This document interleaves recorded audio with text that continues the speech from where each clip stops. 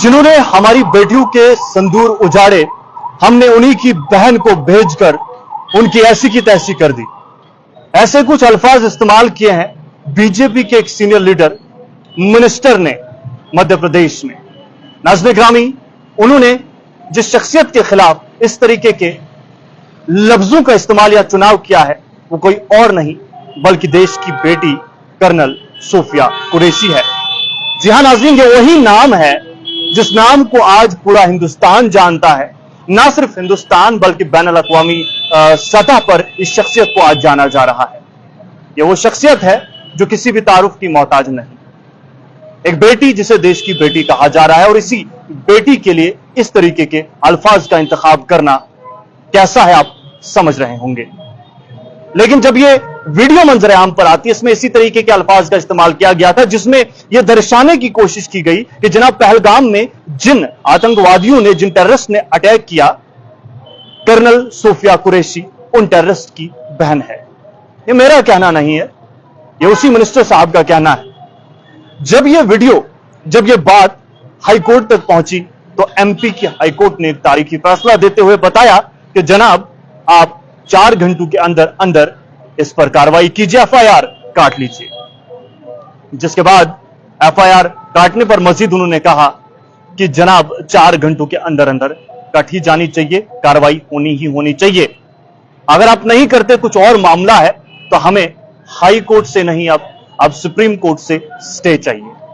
नाज़रीन ग्रामी, एक बड़ी खबर जो है इस वक्त की यही है कि वो जो शख्स है जिसका नाम मैंने आपको बता ही दिया होगा, बीजेपी का मिनिस्टर बताया जा रहा है और नाम विजय शाह मंजर आम पर आ रहा है। अपने खिताब में इस तरीके के अल्फाज का इंतखाब करके उसे मंजर आम पर लाना, लोगों के सामने परोसना कितनी सही बात है और कितनी गलत है, ये तो आप समझ ही गए होंगे। लेकिन इस वक्त जो है हाईकोर्ट ने एक बड़ा फैसला लिया है और एफआईआर और कार्रवाई करने का मुतालबा, हुक्म जारी किया है। अब इसमें यह देखना है कि जनाब कब तक कार्रवाई होती है और क्या कुछ कार्रवाई की जाएगी, क्योंकि इस तरीके के अल्फाज बिल्कुल भी दुरुस्त नहीं है, और वो भी उस बेटी के लिए जिन्होंने इतना बड़ा काम किया है। और ना सिर्फ हम बल्कि पूरा मुल्क उनको जानता है, उनके नाम से, उनके काम से।